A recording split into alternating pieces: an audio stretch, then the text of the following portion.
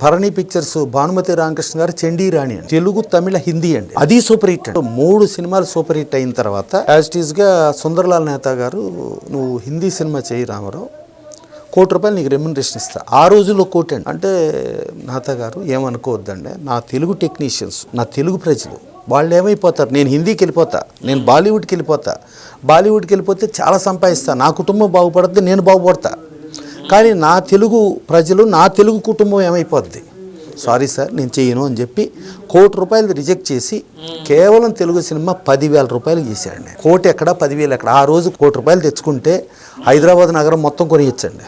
ఆ ₹1,00,00,000 ఆ రోజుల్లో మద్రాసు నగరం కొనియచ్చు. పైగా అప్పట్లోనే మన తెలుగు వాళ్ళు జయరాజన్ అనేటువంటి కూడా అక్కడ హిందీ సినిమాలు చేసేవాడు. మీకు అసలు మీరు తెలుగు కాదండి. LV Prasad garu first talkie Kalidas, first talkie Bhakta Prahlada, first Hindi talkie ఆలమరాలో 3 నటించిన ఆయనండి ఆయన. అదే సరే, కాళిదాసు తెలుగు తమిళ గాను, భక్త ప్రహ్లాద తెలుగు గాను డైరెక్షన్ చేసింది హెచ్ఎం రెడ్డి గారు అండి.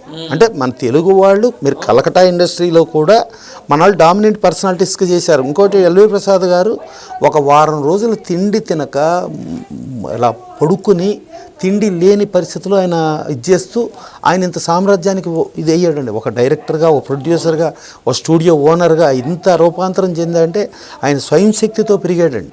స్వయం శక్తితో పెరిగి ఇప్పుడు ఒక ఏక్ దివ్జ కేలి ఇలాంటి సినిమాతో కమల్ హాసన్ని హిందీకి పరిచయం చేసిన ఆయన ఒక ఎన్టీ రామారావుని అట్ట సావుకారు ఇట్ట ఎంతోమందిని పరిచయం చేసి అట్ట తెలుగుకి ఎప్పుడు ఉందండి, తెలుగుగా ప్రావీణ్యం ఉంది. మన తెలంగాణ ప్రాంతం నుంచి పైడి జయరాజు గారు ఇక్కడ నుంచి ఆ రోజు కమ్యూనికేషన్ సిస్టమ్ లేక, ట్రాన్స్పోర్ట్ సిస్టమ్ లేకుండా కరీంనగర్ నుంచి కొండలు గుట్టలు రాళ్ళు దాటుకుంటూ బాంబే వెళ్ళి, బాంబే నుంచి దాదాసాహెబ్ ఫాల్కే చేసి 2వ సినిమా దిలీప్ కుమార్ గారికి డైరెక్షన్ చేశాడండి. ఇది తెలుగు చరిత్రకు చూసుకుంటే. సరే, అయిన తర్వాత సుందర్లాల్ నేతా గారు రిజెక్ట్ చేశాడు. దాని తర్వాత శాంతారాం గారు చాలా గొప్ప అయినండి. శాంతారాం గారు వాళ్ళ భార్య శకుంతల గాను దుష్యంతుడిగా ఎన్టీ రామారావుని యాక్ట్ చేసి హిందీ సినిమా యాక్ట్ చేయమని అడిగాడు. అడిగితే నేను చేయనని చెప్పాడు. నేను హిందీ బాలీవుడ్కి వచ్చేస్తే నా తెలుగు సాంకేతిక నిపుణులు, నా తెలుగు ప్రజలు, నా తెలుగు వాళ్ళు ఏమైపోతారు అంటే ఆ తెలుగు అనే దగ్గర ఆయన విపరీతంగా అమితంగా ప్రేమించేశాడు. అంటే చాలామందికి తెలియదు ఆయన హిందీ ఆఫర్లు వచ్చినాయి స్టార్టింగ్లోనే అనేది చాలామంది తెలియదు. ఇంత ప్రేమించేశాడు. ప్రేమించేసిన తర్వాత అది రిజెక్ట్ చేశాడండి శాంతారాం గారిది.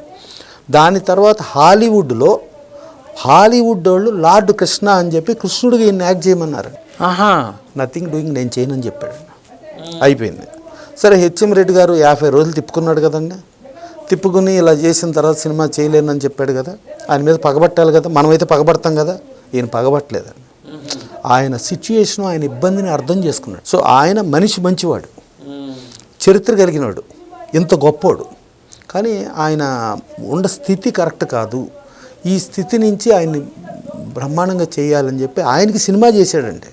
ఈయన సెటిల్ అయిన తర్వాత ఆ సినిమానే వద్దంటే డబ్బు. ఆ వద్దంటే డబ్బైనా రూపాంతరం చెంది మనకు బాలకృష్ణ గారితో బాబాయ్ అబ్బాయి సినిమా అని, తర్వాత మన రజనీకాంత్ గారితో అరుణాచలం అని, ఇలా ఆ సినిమానే దానికి మూలాలు అయినాయి. అవును.